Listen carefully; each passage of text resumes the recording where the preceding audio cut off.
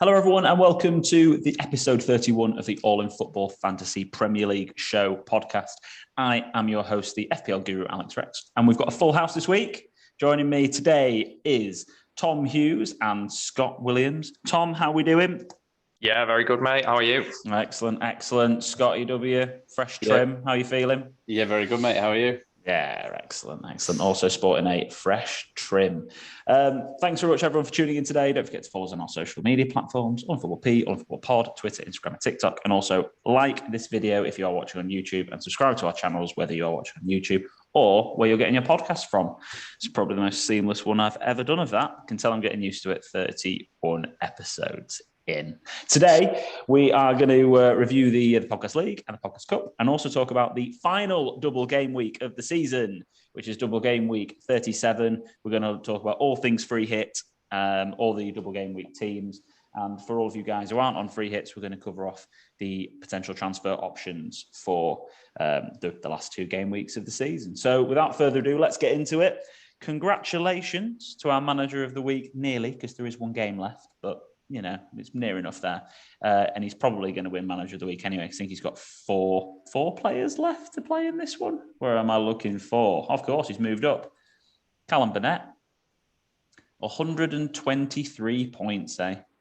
Someone decided to listen to us on the podcast and get Kevin De Bruyne in. Imagine if he captained him. Oh, I know. I did say this to him. I was like, because in his work league, the guy above him did captain Kevin De Bruyne. And I said, I bet you've never been less happy about a guy in your team scoring 4 goals. It's like, yeah, gutted. It's ridiculous. I've had such a great week, but the guy who I actually am competing against in my other leagues had an amazing week as well. So, but fantastic team. Schmeichel, Cancelo, and Laporte, who potentially might be injured now. City might have Diaz and Laporte out. So that'll be big. And Fernandinho apparently had a bit of a knock as well. So it's all centre-back. Stones is injured. It's all very, very nervy at the centre-back position for Manchester City. But Robertson and Trent, Salah, De Bruyne, Gordon Havertz. He's still got Dennis. And Nketiah, Foster on the bench for 14 points. He was everyone's saviour on a bench boost. I think if they had him, Davies, Pukki, and Dewsbury Hall. So he's actually only got 2 players left to play. So yeah, maybe there is potential yet for anyone to overtake. But I did want to give a shout out in our league to Out for the Mount, Heather Barris. Now Heather only joined our league a couple of weeks ago. She played a triple captain. This week she got 119 points. But if she'd have played her bench boost, she would have got another 27 points and would be manager of the week. And she'd have then won more manager of the weeks than me if she had actually played her bench boost. So, Jack, you've cost Heather. If you'd have told her that she could have played a bench boost, then she'd have been our manager of the week. We're going to need some clarification from Jack whether we don't want to make any insinuations, but Sandeep plus Dimple's team, is this actually Jack's second team? That's what I want to know. Heather actually direct messaged me that she was joining the league, got the link and set up her team. Okay, wonderful. That's all right then, because Sandeep uses Dimple's team. That's all I'm saying. I had to give her credit, but Jack, you've got to tell her it's a bench boost. She'd have been the best manager anyway. But in my eyes, Heather, you're our manager of the week. Sorry, Callum, you've had enough. The podcast league is looking very tasty. So we've got AJFC, Gavin Webb, only 3 points clear now of AD Chip. And AD has a couple of extra players as well. He does. He's got 4 players left to play and Gav's only got 2. This could be the moment where he gets ahead of him and then they both have free hits to play next week. So it's getting very, very tasty at the top of the podcast league. Just in behind. Not far behind at all, actually. It's a lot closer than people realise, I think, Mr. Tommy Hughes. But Jeff Belcher, he's 9 points further back from AD Chip. And then only 10 points further back from there is you, Tom. So it's still anybody's game at the top of the podcast league. The four people at the top of there. Sorry, Dave Byrne and me, we're not winning the league. We're too far behind. So between you 4, anybody's game, and you all, bar Jeff, have a free hit to play this week. It's interesting, isn't it? There's the thing is, there's still, like you say, AD's still got 4 players left to play. Gav has got, I think pretty much all the top 4 have got Saka. I think Jeff and Gav have Kulusevski, if I'm right, and then Adrian has Emerson Royale and Nketiah on top of that. So, but I don't think I'm the only person with Son. So even in those 4, there's still like loads of room for that last game to do force a lot of changes in that top 4.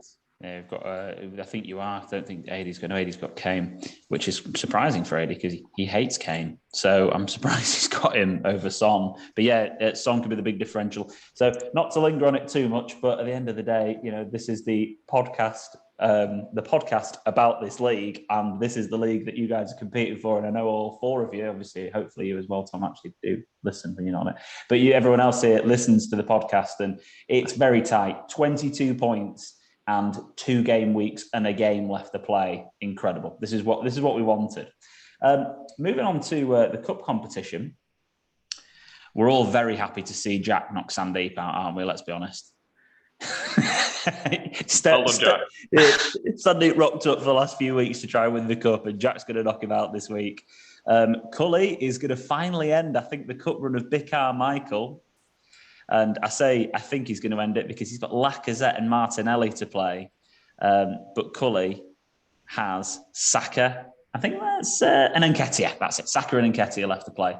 So he has the better. But yeah, Bikar Michael's run could be coming to an end. Baz is quite convincingly knocking out DC. Great week for Baz. And then Martin Wheel is ending the cup run of Olu Watobi. Because Olu Watobi has no players left to play and is behind Martin by 6 points. So the semi-finals are almost set. So it still could happen in the Cully one, but it's looking like it's going to be Jack, Baz, Martin, and potentially Cully in the semi-finals. So exciting times ahead. Come on, Baz. Yeah, we're all cheering for Baz, aren't we? No offence, anybody else still in there? But yeah, it'd be a right Cinderella story. I'd love to see Baz. He's had a fantastic second half of the season, it has to be said. So, game week 37. We could spend loads of time on game week 36, but I think everyone wants to, and reflecting on what a ridiculous game week was. But I want to get into game week 37 and get into the fixtures and get into the teams in particular that are doubling. So I'm on the fixture difficulty right now. Oh, this is zoomed in so much. I wonder why. There we go. So the deadline is 10:30 on Sunday morning. So it's important. The last 2 deadlines of the season are both on Sundays. So the only 2 deadlines of this season that have been on Sundays. So it starts off with Spurs against Burnley. And then we've got other fixtures, most of them taking place at 2:00 on the Sunday with a 4:30 kickoff as well. So the teams that are doubling this week are Aston Villa, who've got Crystal Palace at home and Burnley at home. So 2 excellent fixtures there. You've got Crystal Palace, who are playing Villa away and Everton away. Everton have got Brentford at home and Palace at home. So double home, away, double home fixtures. And then we've got Burnley, who are playing Spurs away and Villa away.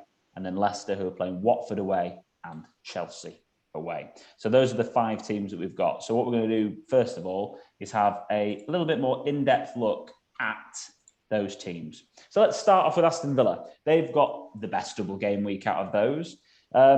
Looking at the statistics, now I've done this from when, what's he called? Scouse lad. Steven Gerrard, that's him. Not famous at all. He took over in game week 27. To be fair, he's irrelevant to me, is Stevie G. 27 when he took over. Now, in terms of points, by far the most productive player in terms of totals has been Matty Cash. So I'd have expected most free hit teams to be looking at putting Matty Cash in. And I think one of the bigger debates that people have got is whether to go for Ings or Watkins, or both. Obviously, Watkins might be injured. I don't know if we know he's definitely out yet or not. Or if people are then going to maybe look at someone like Coutinho or potentially Buendia, because it looks like Ramsey might be injured as well. And of course, we can't forget about Luca Dean. So boys, thoughts on Villa? Who are we considering for our free hit teams? I'd be interested to see what Cash has done. If you narrowed that to like the last 4 game weeks instead of from 27, I'll do what what would that change it to? 32, 36? 32, 36 totals.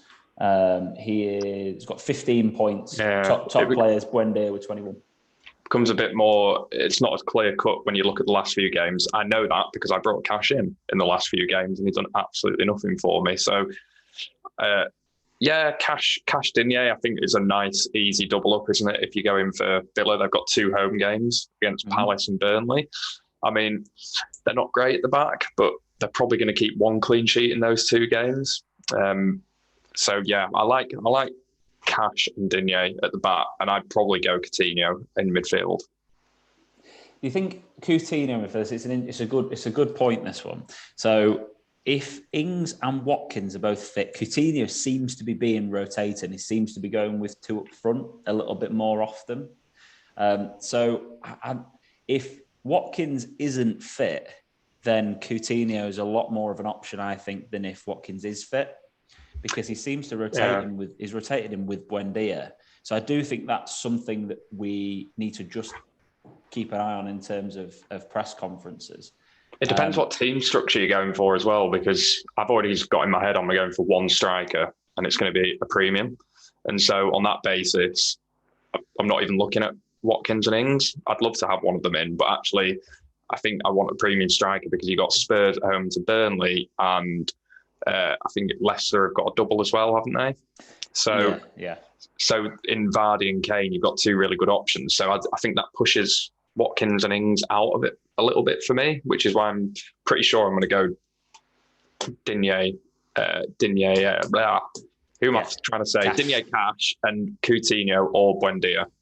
Okay. Scotty, Villa?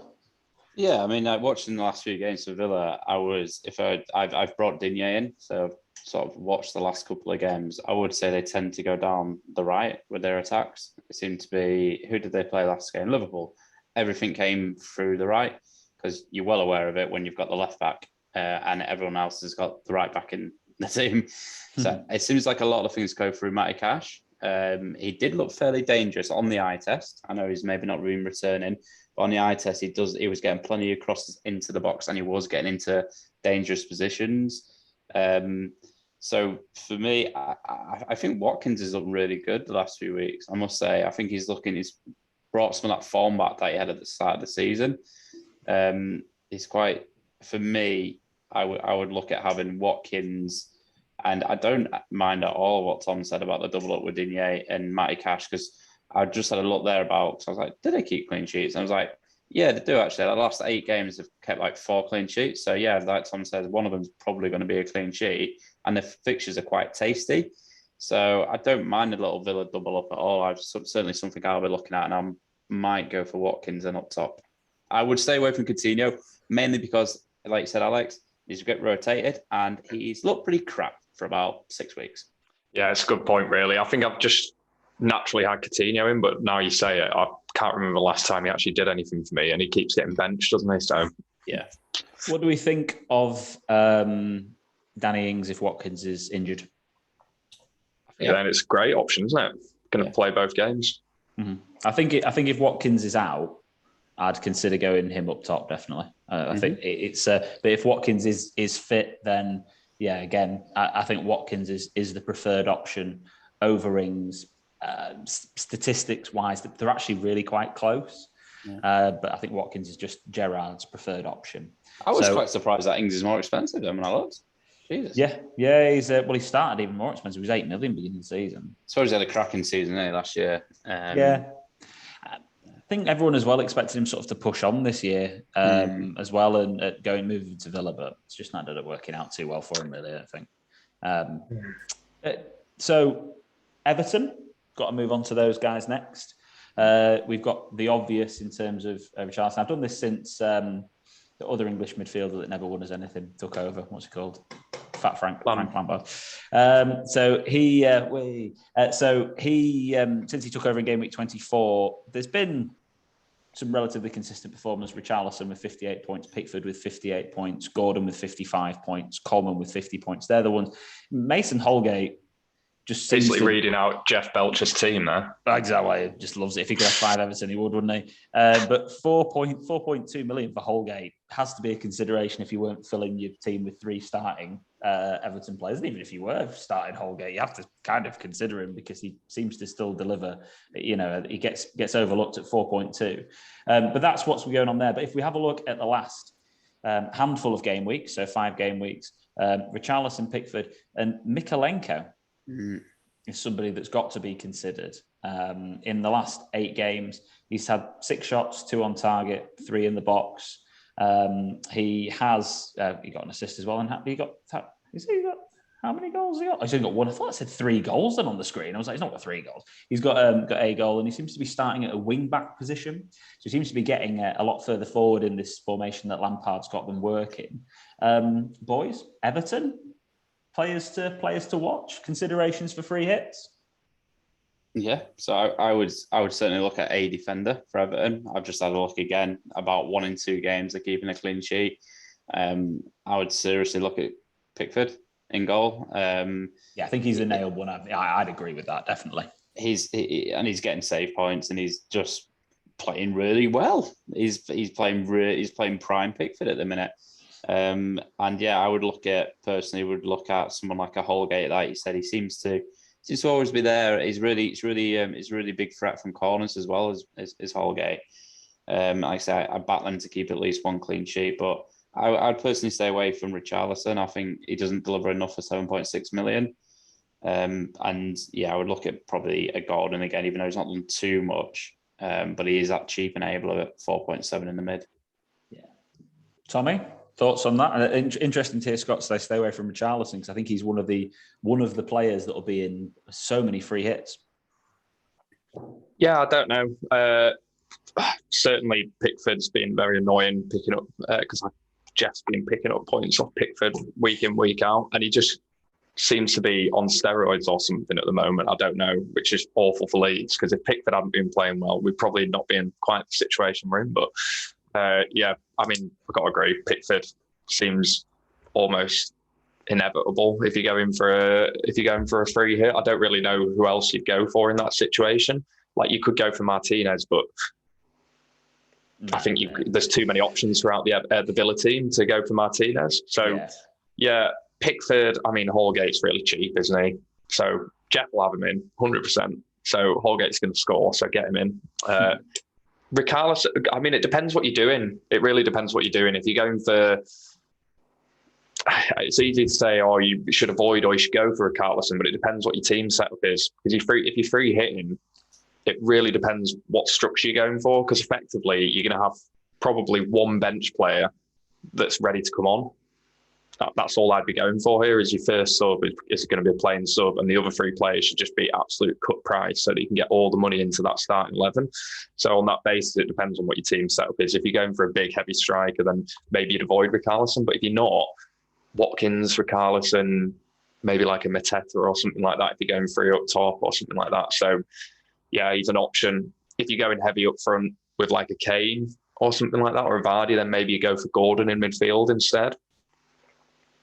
Yeah, it's interesting, isn't it? Because I think we're quite blessed with the cheap options. If we need a 3.9 million keeper, there is one to put in there. But even this week with playing options, Holgate at 4.2, Gordon at 4.7, Nuri at 4.1 is going to play Norwich, isn't he? Marty's got a double game week, and he seems to still be starting at centre back. So, you know, there are options there that are cheap enough. I think I'm just a little bit. I'd be a little bit concerned about doubling up on Everton at the back. I mean, they've got 2 home games, but I just don't know about the upside. But if I was going to double up and have them playing, then Pickford and Mykolenko I'd have as a player to play, and then Holgate is if probably like your first bench player if you didn't want to have him start. I probably wouldn't put him in to start.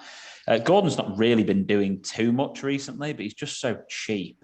So it's handy, he's easy to have in your team. And then, Richarlison. I mean, at the end of the day, he's got 4 goals in his last 8. He's got 2 assists. He's got 6 goal involvements in his last 8.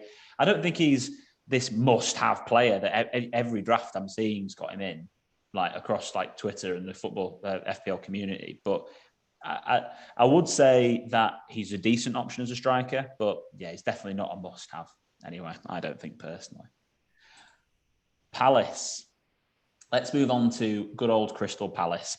So since game week 31, so I've just done it over the last 6 game weeks, I've looked at points achieved, and I think that I give Zaha quite a lot of stick because I just think he's inconsistent and he acts like he's the dogs when he plays on the football pitch. But we have got a 4 goals in the last 6 games, Zaha here, and and he's on penalties. And when he's prime, I think he for me on this list is a must-have in a free hit. I'd without a doubt have Zaha in my team. And then, interestingly enough, you've got Anderson underneath, who chips in with a couple of assists here and there. He's got 2 assists in his last 6 games. He's a threat from corners. He was very good last season at Fulham. He was there, probably Fulham's shining light, really. And he's got 33 points as well. And don't overlook Nathaniel Klein at 4.3 million. I think Gay might be injured, but any other options? Boys, Palace, discuss. What do we think?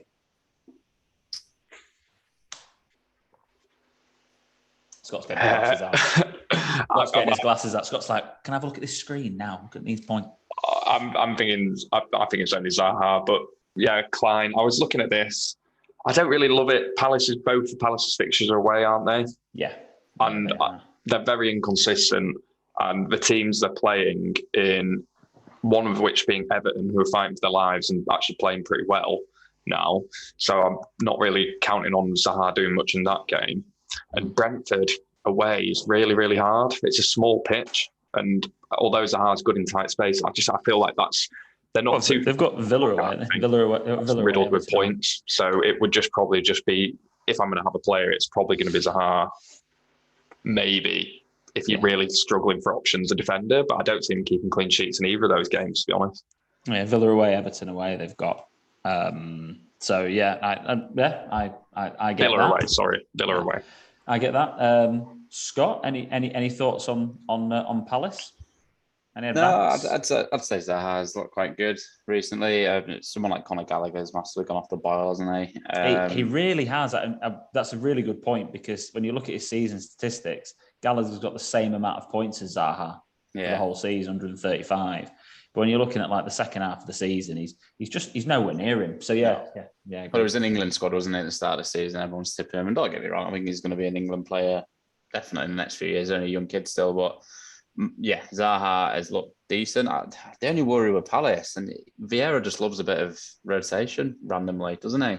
Like Zaha was benched the other week. Like why?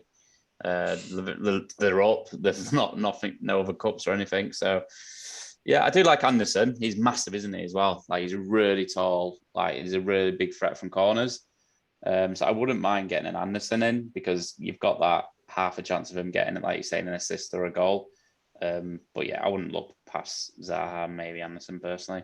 Yeah, I think, again, if you've got enough money and you want someone sat on your bench, like Klein's all right, just sit on your bench as a player in there. But yeah, I just can't go there with Nathaniel Klein. Since he made that appearance on like Made in Chelsea or whatever, it's just that's it for me. He's done. I missed that episode. The Leicester boys. So Leicester are just. I'm almost sick of Leicester, because they just had so many games left to play, and then I've just kind of stayed away from them because I have absolutely no idea who's going to play for them. And then they put out what will probably be their first team, I'd have thought, last night.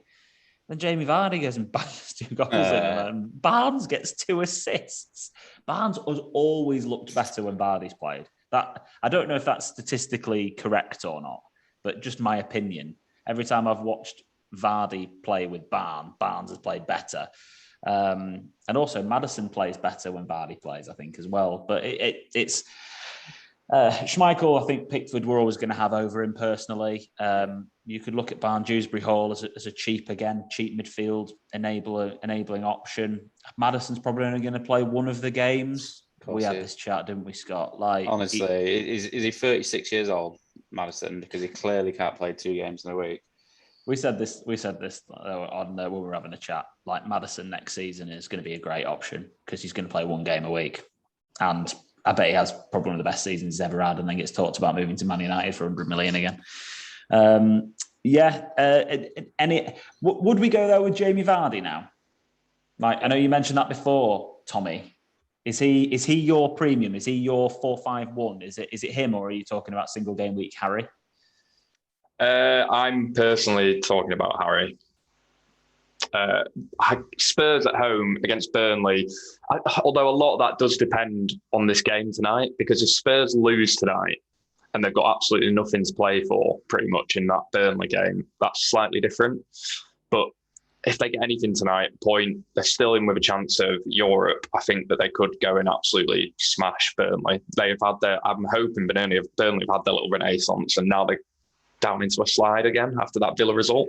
So, and the Spurs have smashed Burnley in the past before. Son normally lights it up against Spurs, but Son's had his little run where you can't keep that going consistently. Surely not. So it's going to flip, and it's probably going to be Kane. So for me, it'd be Kane. I just think Vardy might get, again, I know they've got a couple of games. Could be Kelechi's plays again. So I just feel like in a one-off, Kane's the one to go for in that one at home against Burnley. So probably not on Vardy.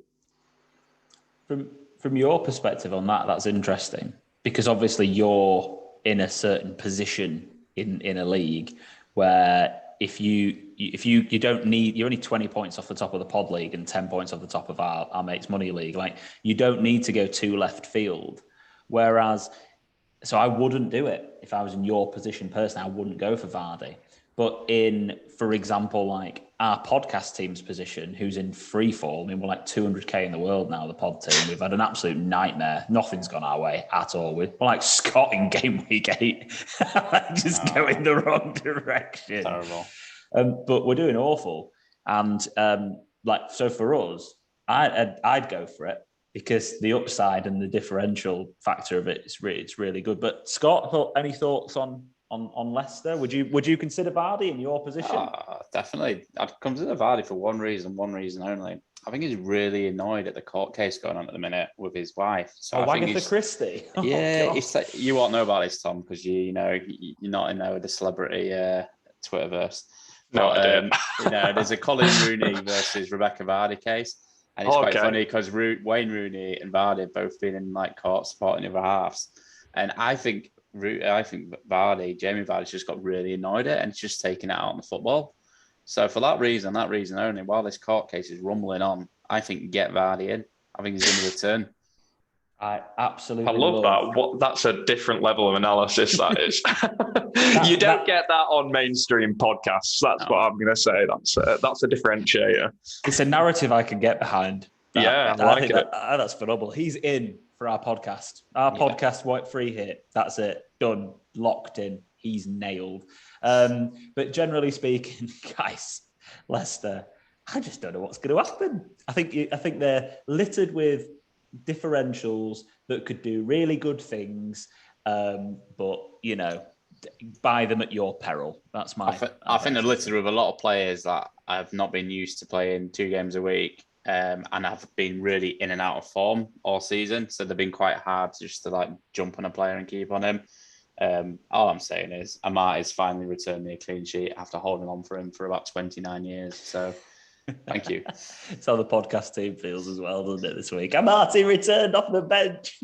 Yes, get in, we'll take it. Right week to do it with the bench boost as well. We will spend 30 seconds on Burnley.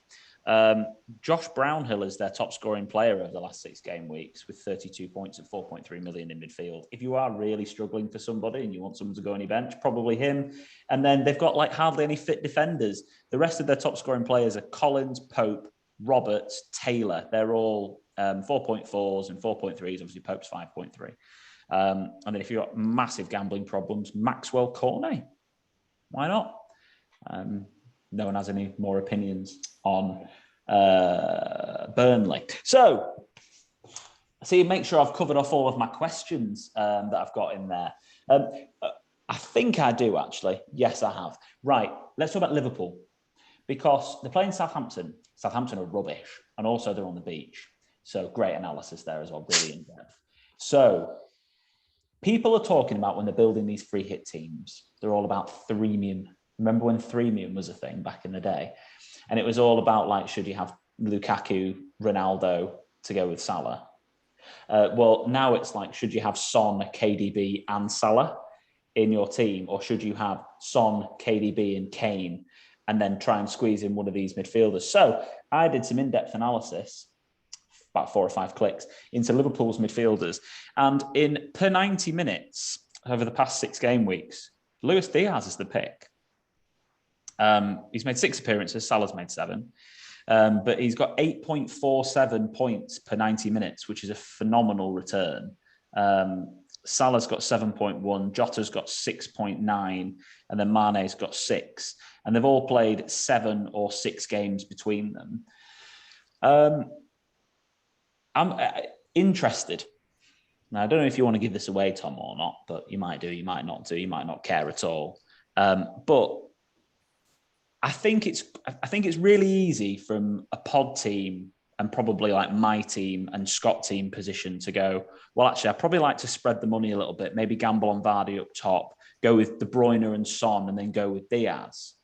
But from a position like yourself, where the other 2 people are free hitting at the top of the league, and there's one person ahead of you in our money league who isn't free hitting, and you know he's going to have Salah, would you go without Salah this week? Would you go with Diaz? What are your thoughts on the Liverpool player? Or would you not have any Liverpool players? The Liverpool player in terms of, especially midfielder, first of all, for a free hit team, Tom? I am going to have a Liverpool midfielder. I'll say that. I am. At both drafts I've done, I've got a Liverpool midfielder in. I'm not worried about giving away. I've looked at 2 different angles. I think you can have one where you can go premium in midfield, and so you can spread the costs. And everyone is just saying things like generally. So you can have premium midfield and then go a little bit lighter up top. So in that sense, you could get 3 premium midfielders and just bundle it all into the midfield options, which I don't hate, to be honest. Yeah. Or you can go for a couple of premiums in midfield and then 1 premium up front. And then you've got to be a bit more selective with fixtures. Form play. I mean, KDB. I know he scored 4 against Wolves, and that's not a team you expect anybody to score 4 against. But West Ham away, that is really, really tough. That is a really tough fixture. And yeah, the fact that West Ham are out of Europe, they're going to want to finish the season strong. I'm not saying that he doesn't do well in that game. It's not going to be a repeat fixture. And so I'm not as sold on KDB as maybe everybody else might be, just purely because I think that's really hard. West Ham are really hard to play against at home. They'll tuck in, they'll make it difficult. Not West Ham is still going for Europe as well, like the main Europa League. Yeah, exactly. So they've got something to play for, but they're out of Europe, so they're not rotating. So they'll play their strongest 11. I know City have got to win that game. I mean, KDB was unbelievable from all accounts in that game against Wolves, but yeah, it's really tough. I'll be honest, I've not given up on the pod league, but I think 30 points is a gap too far. I'd have to do something really exceptional over the next 2 weeks to catch that up, I think. So I'm really looking at Jeff, to be honest, and just taking Jeff over. And if I'm looking at Jeff's team, it makes it a little bit easier for me to make some of these selections. That's all I'll say. So, of course it does. Without a doubt, we all know that. I've got really sidetracked there. Yeah, go Salah, 100%. You think Salah 100%? Yeah. Before I come to you, Scott, on this, the obvious is pay attention to the FA Cup final and see who's got any knocks. And if someone plays 120 minutes or whatever ends up happening, then those are the obvious takeaways to that. But Scott, any thoughts on the Liverpool lot? Well, one thing I'm surprised at is Mane's 4th on that list. I thought he would be top of that list. Quite surprising. I'm surprised Salah's 2nd. Personally, I don't think Salah's looked too good the last few weeks. He's getting marked out of games, in my opinion, coming off that right-hand side. Every time I see Luis Diaz, he's doing something. He's looked brilliant. For me, Luis Diaz, on the eye test, is by far the form player. So, absolutely be bringing Luis Diaz in, I think. I think I'll be getting Salah out and bringing Luis Diaz in. Do you think that, just out of interest on that, like Mo Salah in the last 3 games, I think it's blanked, hasn't he, in all of them? And so's Trent. I don't think Trent even played against Newcastle though, but still blanked in the last 3. They're being marked out of the game. Do you think this is making us have to consider Robertson more? Because it feels like Liverpool's attacks are coming more down the left. I agree with you. Every time I watch Liverpool play now, it feels like Salah's being isolated. And also they're putting more attention on that right-hand side. I don't get me wrong, Trent's, they're still delivering some points, but the last 3, again, he's blanked. Diaz, the points are coming from there. If you're free hitting, because a lot of people are free hitting, keeping Trent or even taking Robertson out for Trent, would you consider Robertson or Trent on a free hit or neither? I would definitely consider Robertson. I think what you say is absolutely true. Watching the Liverpool game the other day where Tsimikas was playing, you'd think they would obviously not ignore Tsimikas to a certain extent and go with Trent. But a lot was going down that left still, and Tsimikas got into a lot of dangerous positions in that game. So I think, and I'll be honest, I think Trent's a bit out of confidence a little bit. He doesn't look himself. His free kicks are woeful at the minute. He used to be up there with JWP at taking free kicks. So yeah, I would certainly consider it. Last 10 weeks in terms of points per 90, I did it to last 12. I did last 10 weeks is probably a bit more relevant. Points per 90, Robertson 6.7 versus Trent's 5.5. Robertson 7.3 million, Trent's 8.4. It feels like Robbo, if you were going to go for one, it's probably him. And also he is coming off the back of, he was going to play, and he's obviously going to play in the FA Cup final. But he has been rested again this week. It's interesting. And obviously I think Tom, like Jeff Scott, I know we don't talk about Jeff too much in this, but he's got Robertson, I think, hasn't he, as well?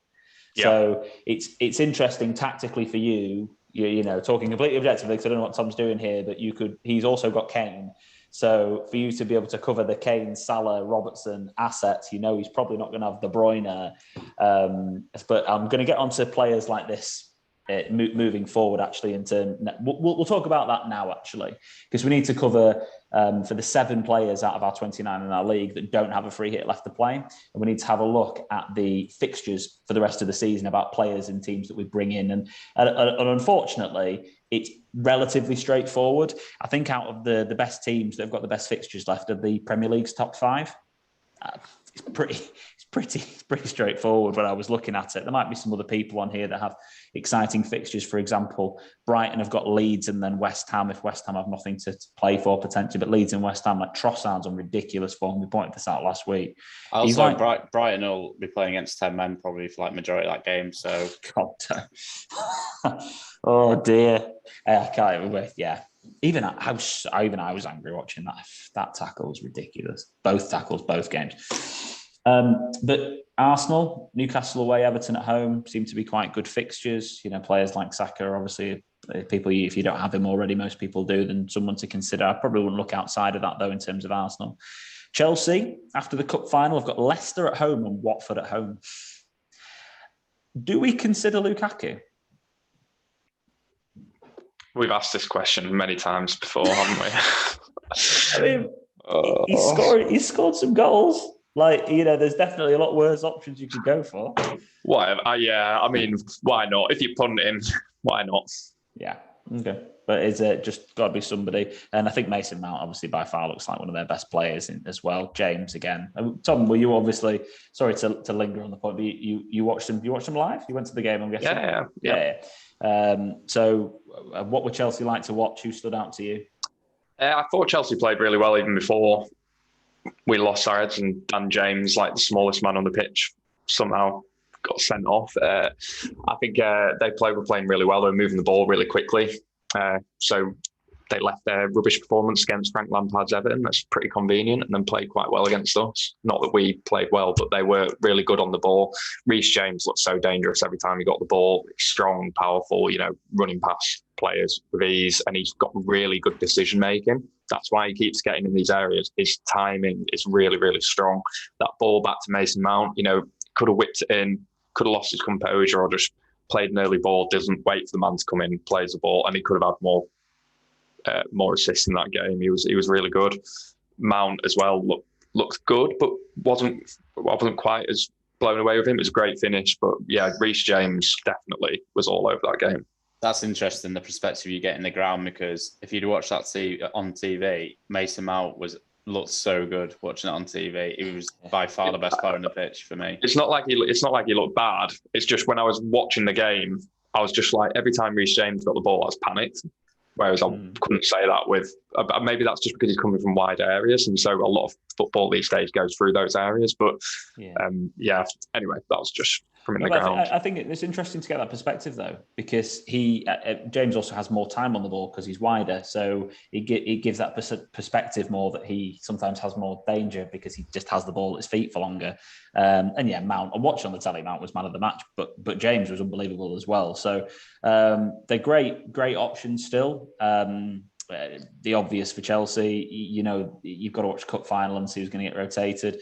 That Watford at home game last day of the season could be like 8-0. You just literally have no idea what's going to happen in that game. And speaking of no idea what's going to happen in that game, Liverpool and City are just obvious people. But Spurs, Burnley at home, Norwich away. I've got to say, if you are right now, like Son's just killing you if you haven't got him at the moment. And if you don't have a free hit, for an example, and you don't have Son, if you can get him in a -4 without ripping up your team, you've just got to get on with it and do it for me. It's one of those picks that you're just missing too much if you don't have him, and it makes it really, really difficult. So, but boys, thoughts on that? Thoughts on Spurs? What you said, Son, yeah, if you haven't got him and you can get him. Pretty simple, because I got 2 great fixtures at home to Burnley, away at Norwich. So Chelsea and Spurs there look like if you've not got a free hit and you're making transfers for the last 2 game weeks, those are the teams that make sense to get players in from if you haven't already got them.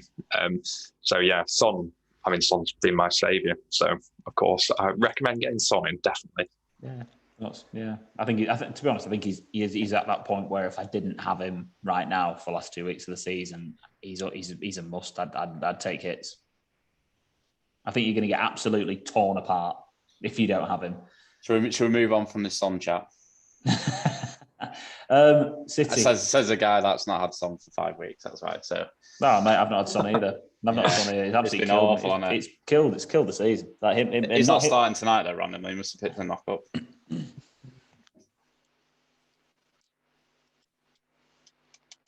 No bite from Tom? Oh, never mind. I think City as well. They've only got those 2 games left to play. So again, someone like De Bruyne, he's going to play both games. They're probably going to play the first string because they need to win the league. So a player like Foden obviously fits in there. And it's just going to be interesting to see who they end up playing at the back.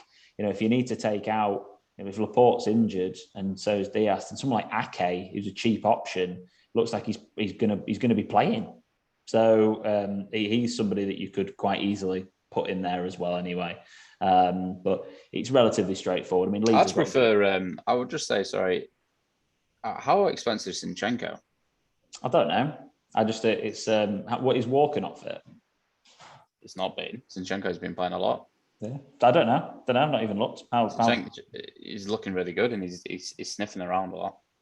Well, Zinchenko again. Then there's another option. Let's check how much he is. I genuinely have no idea. I've not even considered him all season. 5.3 is probably why. So he's 5.3 and Ake's 4.7. So it's still, again, these are good players if they're fit to be able to free up funds to go elsewhere. And so Leeds have got great fixtures, but you're obviously not investing in Leeds. Brentford have got great fixtures, but they're not really playing for much. And I'm not going to break the bank to get anyone. Don't get me wrong, you could put Tony in to free up funds to get Son in. That's not a bad move to do.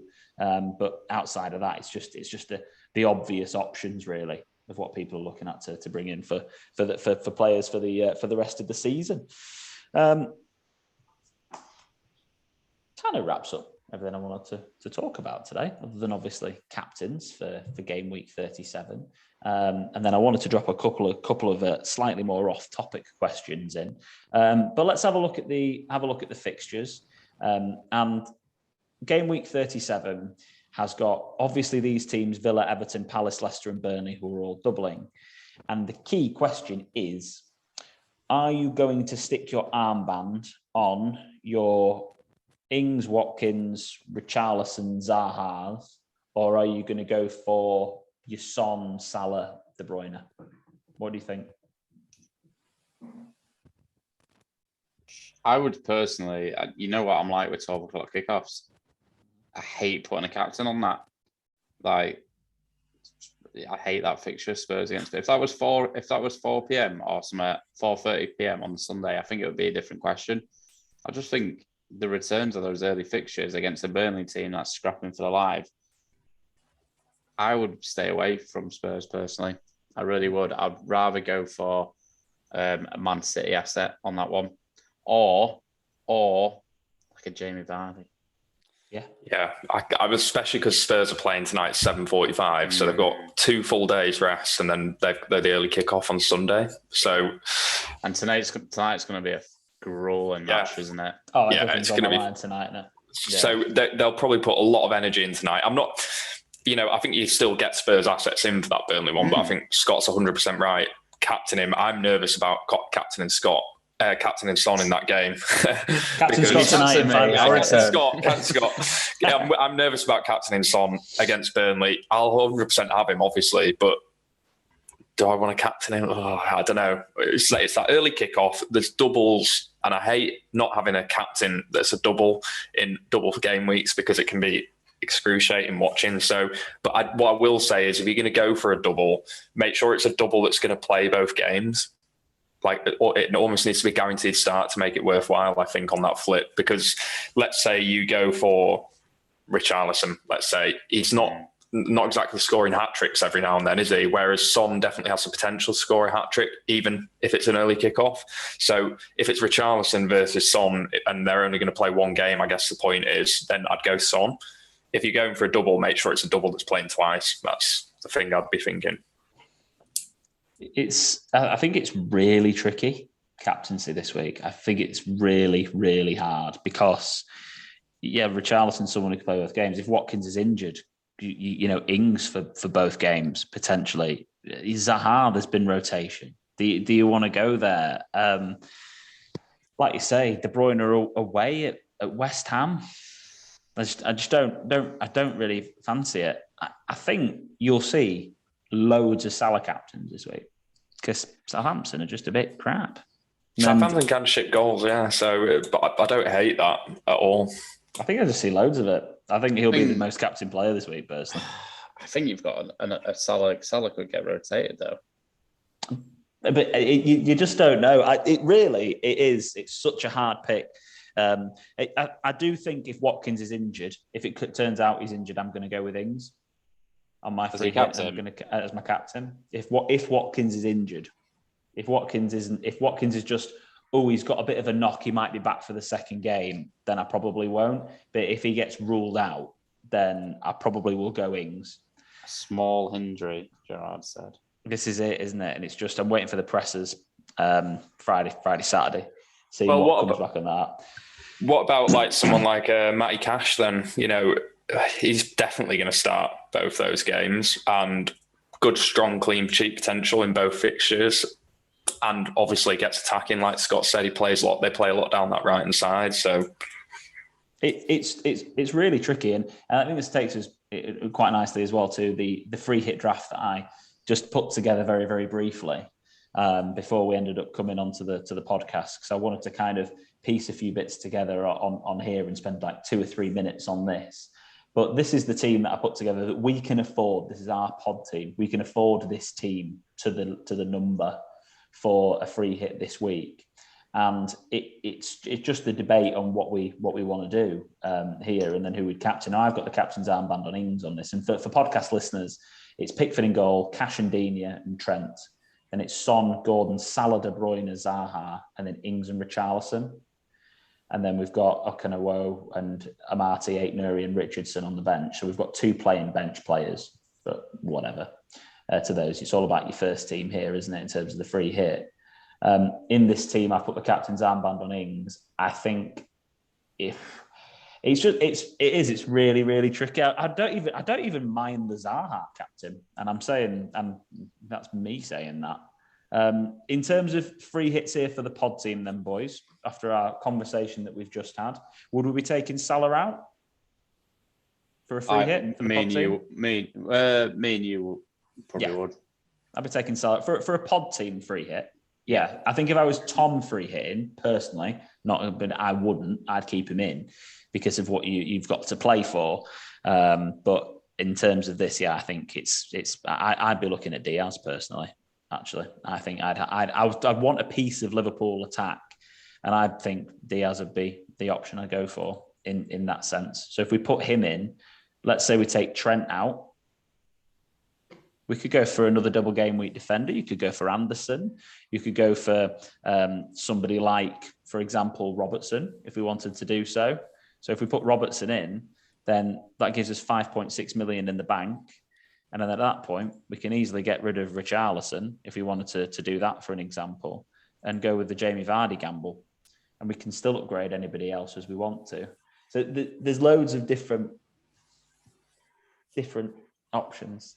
Podcast listeners, I'm doing my arms. There's just different options. And any thoughts? Anything you want to get out about options for what you think we should do here? Because I know this is what we're going to talk about after. So any thoughts on this? I think we've covered most of it, to be honest. I think there's a couple of little changes in there maybe, but they're votes. And I think generally speaking, we've talked about most of the options that we would change there. So yeah. No, fair enough. I think that there's only probably two things I'm looking at there that I personally would change, and one of them's Vardy, just because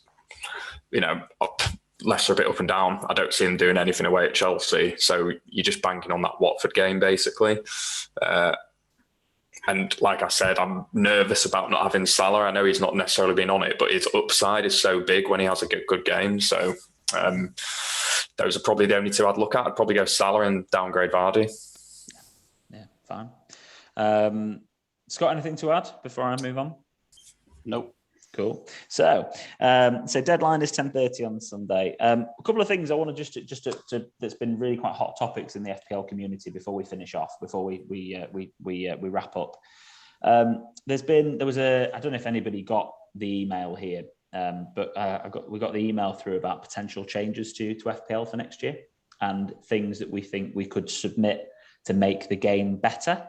And it just got me thinking that, I'd love you guys to send in your DMs on Instagram or, send me a text, because most of you got my number anyway, about things you think that FPL should change and your thoughts potentially on these few options. There's a really good video on this. It's only 5 minutes long that FPL Focal did. FPL Focal's on YouTube. And it's just a 5-minute video where he runs through the top 5 options that they are considering changing for next year. So first one was split chips. So split chips like with the wild cards. So you've got a wild card for the first half of the season and a wild card for the second half of the season. And at the moment, you've got one free hit for the whole year, one triple captain for the whole year, and one bench boost for the whole year. They thought about doing split chips. So having one wild card, one bench boost, one free hit, and one triple captain for the first half, and then one of each for the second half of the season. That's something they're considering to help with the casual player getting involved. More clarity on price changes. So, or only changing the prices on deadlines rather than going up and down randomly through the week. So people don't have to rush to get transfers in earlier or whatever else. I like that one. So it just changes once a week on deadline. It'd be easy for the game to update that way as well, or for them to just be more clarity about them. So you have to get. So they'll say they are going up tonight. So I think that's fairer. Yeah. Being able to roll more transfers than just one. That's one they were thinking about doing. So if people forget about it and come back to it, they might have 4 free transfers.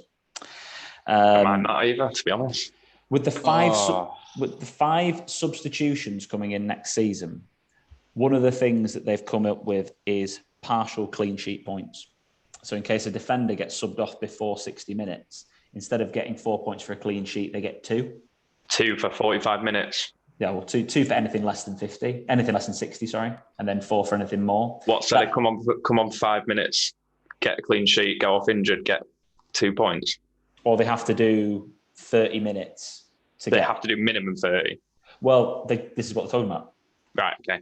So if you do 60 minutes or more, obviously you get your 4 points, but 2 points if you do, there obviously will have to be a minimum, won't there? But still, 2 points for a partial clean sheet. Maybe if you started and get subbed off before 60 minutes, you get that, maybe something like that. Yeah. So those are the main ones they're considering. They were looking at BPS changes for defensive midfielders and recategorizing defensive midfielders with midfielders, but it just made it more complicated. So those are the main ones. So thoughts on a postcard about those ones, and we'll probably have a bit more of a chat about that at the end of the season, but I wanted to get people's takes and feelings on those. And I want to know what you need to do for your last days of your seasons. So after game week 37's up, you know what's going to happen game week 38. You know what you want to achieve. I want you guys to get in touch. Are you competing for something in your work league? Are you competing for something in a mini league? I want to know what you've got on the line in the last game of the season. So get in touch with us and let us know about that. And also, I want to know what you've learned from this season, but we'll do that after. Next time. Boys, thanks very much for joining us. We need to go play some football. So don't forget to like and subscribe and follow us on social platforms, etc. I've been your host, Alex Rex, the FPL Guru, and bye for now.